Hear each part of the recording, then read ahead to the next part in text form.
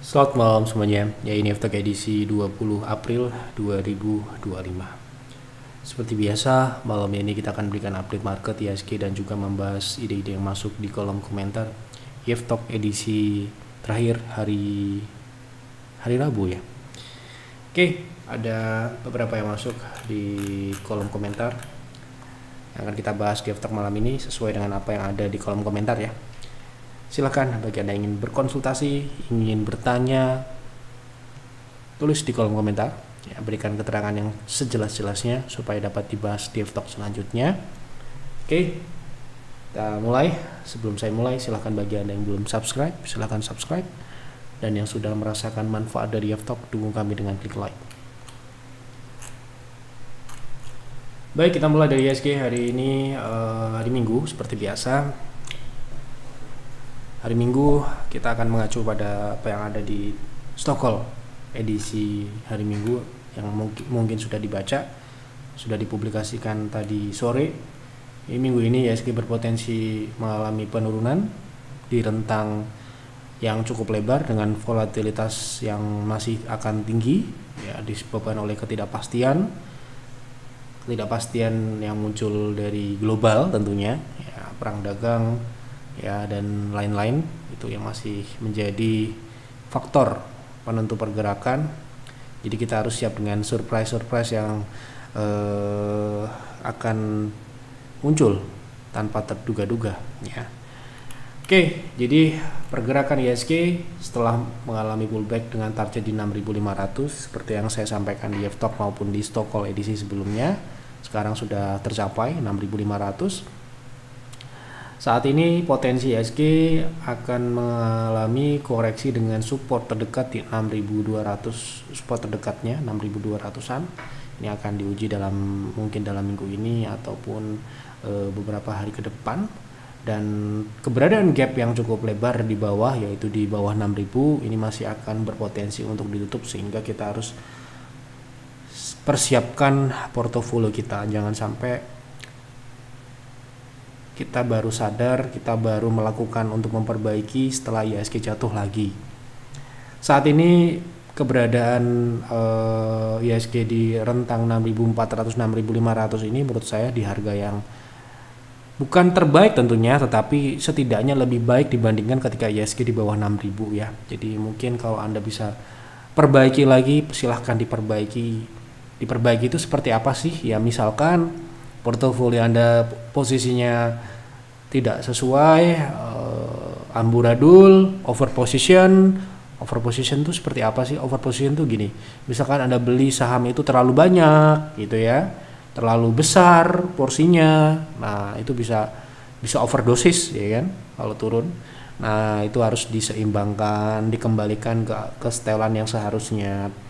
Kemudian over diversifikasi, sahamnya terlalu banyak sehingga tidak termanage. Ketika market jatuh kita kelabakan, mau jual yang mana dulu, mau cut yang mana dulu, mau ditambah yang mana dulu. Nah itulah yang harus segera diperbaikin.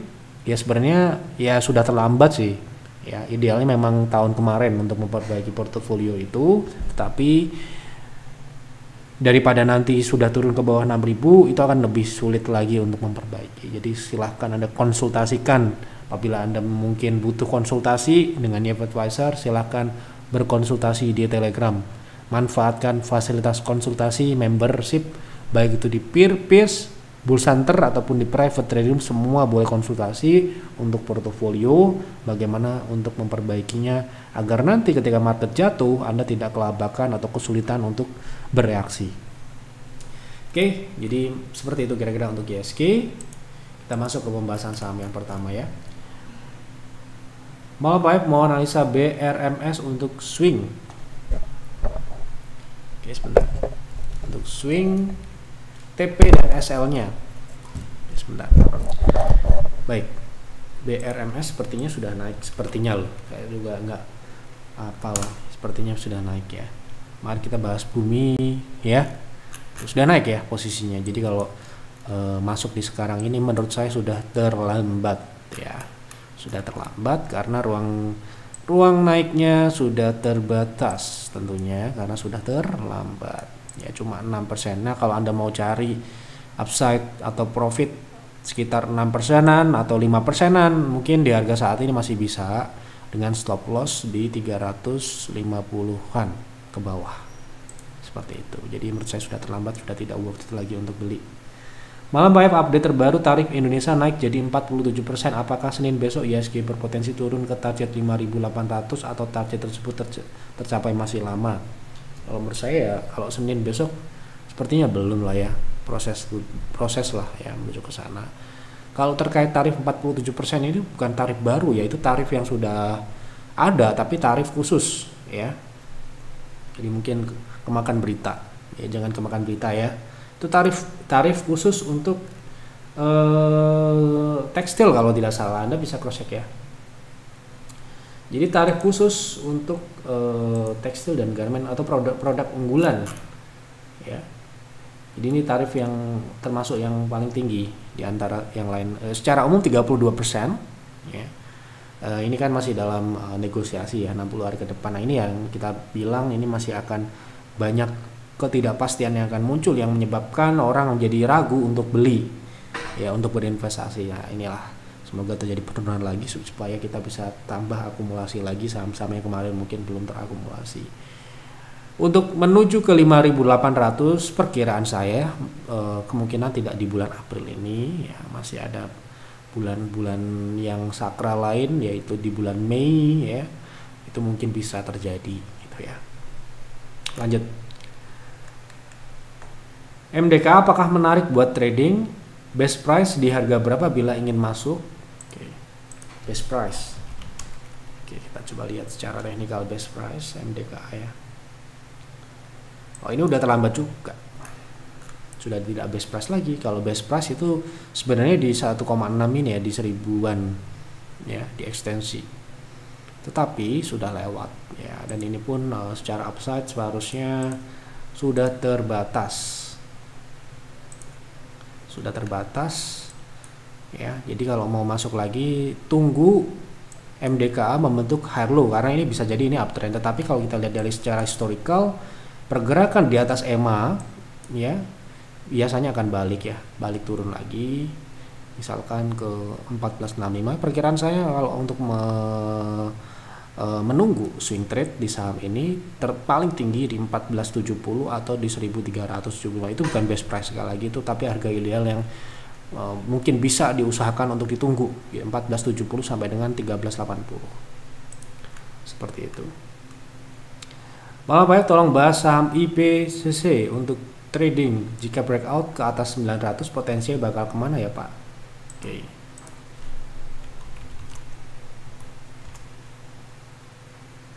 Wah, ini saham yang naiknya cukup signifikan ya.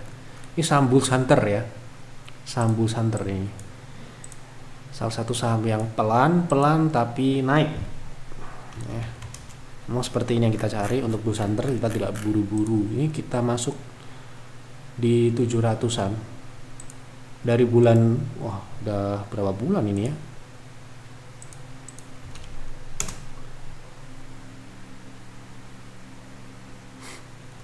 Nah ini ya 700-an ini.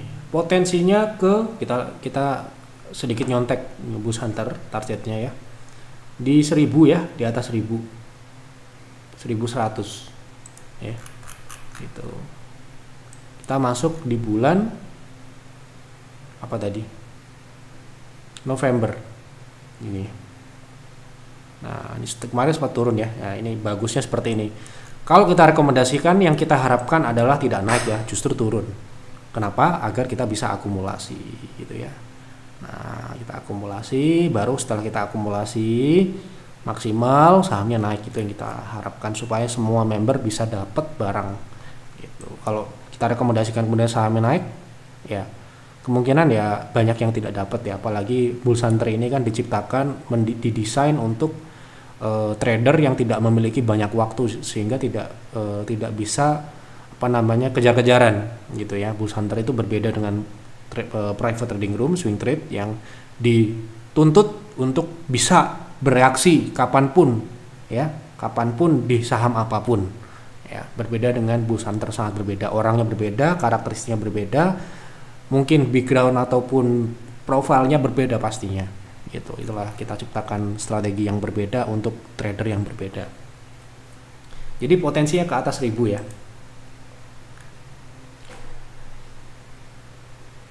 Oh iya, lupa, ini ada promo trade vesting untuk bundling, ini bundling terakhir untuk bulan April ya.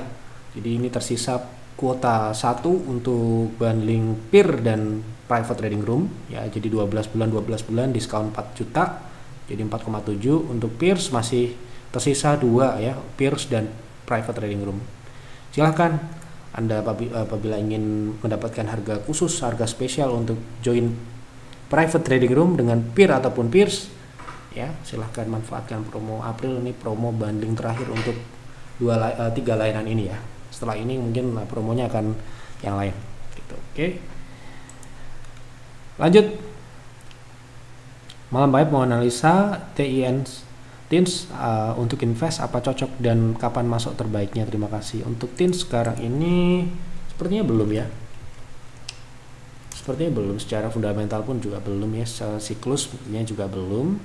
Bila untuk trading tadi oke, sebentar kita cek dulu gitu.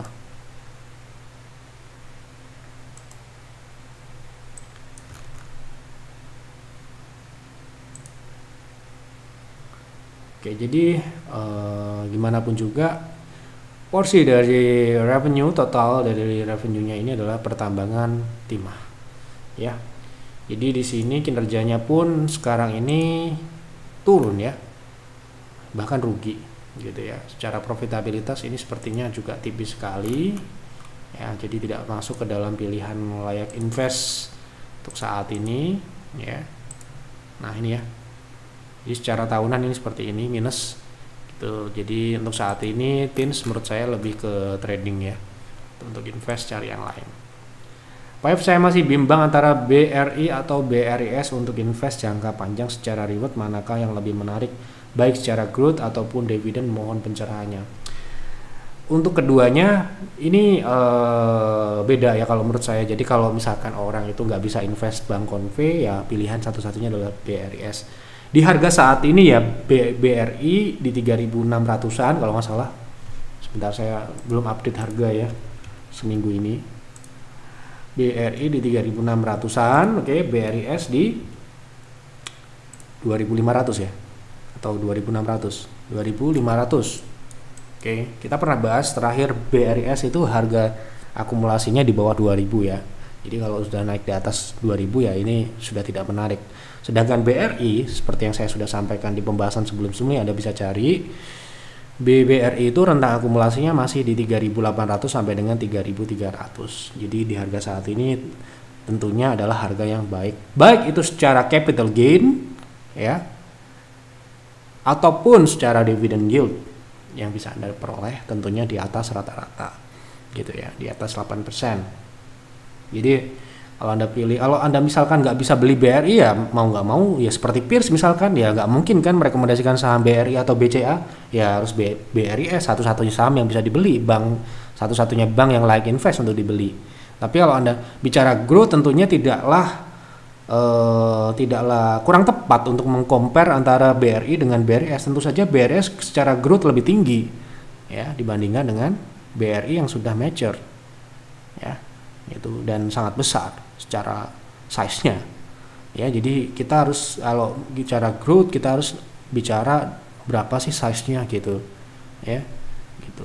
Jadi kalau saya bicara harga saat ini ya, BRIS di harga 2.500 itu tentu saja sudah tidak kami anggap layak untuk beli ya. Jadi terakhir kita beli di Peers ya kemarin di 2.000 ke bawah, di 2.000-an ya, dekat-dekat 2.100 ke bawah ya. Kita buyback ya itu ya, karena kita pernah jual di 3.000-an ya. Terakhir kita akumulasi ini ya di tanggal April. Nah ini ya di 2080 ini ya. Nah, jadi kalau kita bicara BRIS ini kita distribusi tahun kemarin akhir tahun bulan September ya. Bulan September, Oktober di harga 3.000-an ya, nih.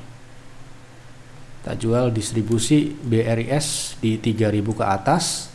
Setelah itu kita buyback di bulan April 2025 atau sekitar 5 bulan setelahnya ya, di harga yang lebih tinggi dari akumulasi sebelumnya ya, di 1500 gitu. Tapi ya namanya pertumbuhan itu kan terus terjadi, sehingga tidak mungkin kita menunggu di harga yang sama di akumulasi pertama. Tentu saja kita menetapkan angka 2000 itu sudah ada hitungannya gitu ya. Jadi dengan begitu kita simpulkan BRI atau BRIS, saya pilih BRI untuk saat ini. Kalau Anda memang bisa invest di bank apapun, termasuk bank BRI atau bank konvensional. Kalau Anda cuma bisa invest syariah, ya BRIS adalah pilihan satu-satunya. Tetapi kalau saran saya, di harga saat ini terlalu tinggi untuk dibeli ya. Jadi dari akumulasi terakhir 2080 ya, itu sudah naik sekitar 23% dalam waktu kurang dari 1 bulan ya. Itulah kenapa jangan takut ketika market turun, justru itu adalah waktunya untuk berburu atau mencari saham-saham bagus ya. Di saat orang lain takut, itulah waktunya masuk ya. Jadi makanya dari itu ketika market naik, jangan sampai Anda malah sebaliknya, malah beli gila-gilaan, akumulasi asal-asalan, sehingga ketika market drop Anda kebingungan, kehabisan amunisi gitu. Jadi logikanya harus dibalik. Ketika orang lain lagi optimis, banyakkan orang optimis ya, kita harus hati-hati. Ketika orang lain ketakutan, pesimis, seperti sekarang misalkan orang takut dengan BRI, ya justru itu waktunya ya. Apalagi kita sudah set harganya, harganya itu sudah kita hitung sejak lama ya, sejak tahun lalu. Ya udah, sudah terjadi ya, kita harus apa ya, seperti itu ya. Jadi jangan sampai kita itu terbawa market tuh begini, terbawa kalau turun sedih, kita harus balik ya kalau investasi seperti itu ya. Oke. Jadi begitu ya pertanyaannya, BRI atau BRS. Ini kalau saya pastinya berdasarkan apa yang ada di lainan kami, baik itu peer yang bisa memilih semua saham ataupun peer. Di peer nggak ada BRIS ya, karena sudah ada BRI ya.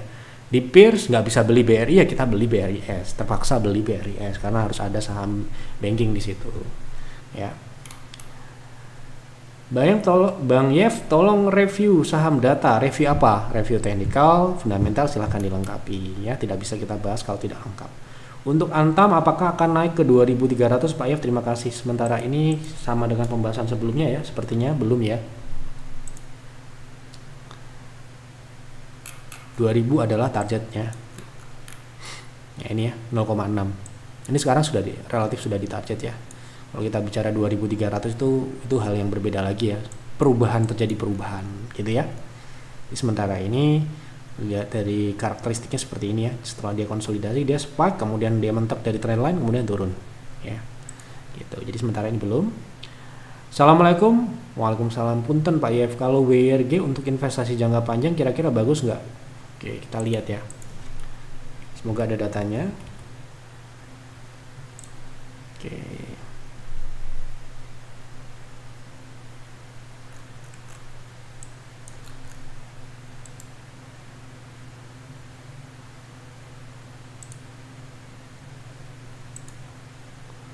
Sepertinya untuk pertumbuhan sih baik ya, cukup baik. Tapi secara profitabilitas ini tidak masuk ke dalam kriteria. Itu karena di bawah 5% ya. Untuk operasionalnya pun juga labanya di bawah 5%. Jadi ini bukan tipe kami gitu ya. Kalau misalkan Anda, oh Pak, saya tidak melihat profitabilitas, saya hanya melihat pertumbuhannya baik, ini bisa dibeli. Tapi kalau Anda bertanya pada Yev memiliki aturan, memiliki kriteria kami ini tidak masuk ya, karena marginnya terlalu tipis. Pak Yev, apa ini? Minta tolong reviewnya untuk PTBA bisa koreksi sampai dengan berapa terdekatnya. Oke, kita lihat secara teknikal jangka pendek ya, PTBA. Oke, setelah naik ke 0,5 ya, harusnya koreksinya 0,3 ya, itu support terdekat. Setelah target turun 2300-2200 tercapai, sangatlah wajar PTBA mengalami rebound, dan ini reboundnya ini masih memiliki upside di 2800. Tetapi jika terjadi koreksi, support terdekatnya ada di 2620. Oke. Malam Pak sudah take profit, Antam di 1900, ingin masuk kembali di 1005. Apakah mungkin Antam turun ke sana sekitar MA50 atau best price untuk swing trade masuk di berapa? Semoga sehat selalu. Oke, tadi kita sudah bahas Antam, sudah di target naik ya. Nah sekarang kalau mau masuk di angka berapa? Ya perkiraan saya ini support terdekat ini ya. Kalau kita bicara best price dan kita anggap ini adalah sebuah peak, kita bisa lihat di situ berapakah 0,6 atau 0,7. Best price di 1610 sampai dengan 1500. Jadi bisa ke 1500-an. Oke. Selamat malam Pak, semoga sehat selalu. Terima kasih doanya. Mohon bahas Adaro untuk trading. Oke. Oke, untuk trading Adaro sekarang sudah di-resist ya. Sudah di-resist, namun bisa aja dia naik lebih tinggi. Kita lihat dulu secara upside ini masih ada di 2050 ya. Kalau mau trading, saran saya buy on breakout di atas 1850 dengan stop loss ketat di 1770, target di 2050 atau 2000 ke atas. Seperti itu. Potensi koreksi ISG ke berapa Pak F? Sudah dibahas ya, sudah saya bahas. Malam Pak F, tolong analisa potensi kenaikan LPPF menjelang dividen. Terima kasih. Oke, kita lihat. LPF mau bagi dividen ya. Menjelang dividen. Dividennya kapan ya? Oh ini. Sebelum come date atau ex date ya, 22 April, berarti sekitar besok ya. Sekarang ini sudah turun ya posisinya, ini potensi kenaikan terbatas di area ini aja 2040 2060 ini kalau bisa naik lagi sepertinya ini sudah mulai akan turun ya. Tuh, apalagi nanti kalau dividennya ini besar nggak ini ya 300 ini? Terlalu besar gitu ya, dividen terlalu besar itu kan horor ya. Kita takut kalau dividennya besar-besar. Kalau yang lain kan seneng, kalau kita takut dividen besar itu ya. Dividennya ini masih tergolong ya sangat besar ya, dimana yieldnya ini 20% ya. Ini yield yang sangat besar ya, jadi harus hati-hati. Anda pastikan Anda siap dengan penurunan. Misalkan kita sebut angka di bawah 1600 ya gitu. Jadi hati-hati kalau Anda mau trading, saran saya ya, kalau boleh menyarankan tunggu setelah dividen selesai. Baik, sudah saya jawab semua apa yang ada di kolom komentar. Semoga tidak ada yang terlewat. Apabila ada yang terlewat, saya mohon maaf yang sebesar-besarnya. Silahkan tulis kembali di kolom komentar. Silahkan dianalisa lagi apa yang saya sampaikan di sini. Jangan ditelan mentah-mentah. Ya, namanya prediksi, namanya analisa, bisa benar dan juga bisa salah. Anda harus memproses lagi menjadi penonton yang bijak ya, jangan suka menelan mentah-mentah informasi yang ada di internet, di YouTube, dimanapun. Anda harus proses lagi, jangan gatelan tangannya, lihat berita ini beli, lihat berita ini panik jual, jangan seperti itu ya. Kita harus belajar memproses. Kita sudah dianugerahkan kepala yang isinya adalah otak yang bisa berpikir, kita pergunakan sebaik-baiknya. Kita diberikan modal, uang ya, kita jaga dengan baik, kita kelola dengan baik, jangan asal-asalan kita beli, asal jual, asal beli ya, jadinya tidak menghasilkan, justru rugi gitu ya. Jadi harus hati-hati dalam mengambil informasi. Sekarang ini informasi sangat tidak terbatas. Sebagai investor dan trader, kita harus bisa memilih dan memilah mana yang baik, mana yang tidak baik, mana yang perlu diproses, mana yang tidak perlu diproses ya. Semuanya butuh diproses ya, harus diproses dulu, jangan sampai nggak diproses ya. Apalagi berhubungan dengan uang yang kita kumpulkan dengan susah payah, kita tabung, kita jaga baik-baik gitu. Jangan sampai kita berinvestasi ataupun trading seolah-olah uang itu tidak ada batasnya ya. Jangan seperti itu ya, kita harus jaga sebaik-baik mungkin. Itu saja pesan untuk YF Talk malam ini. Semoga dapat bermanfaat untuk Bapak Ibu semua. Selamat malam dan selamat beristirahat.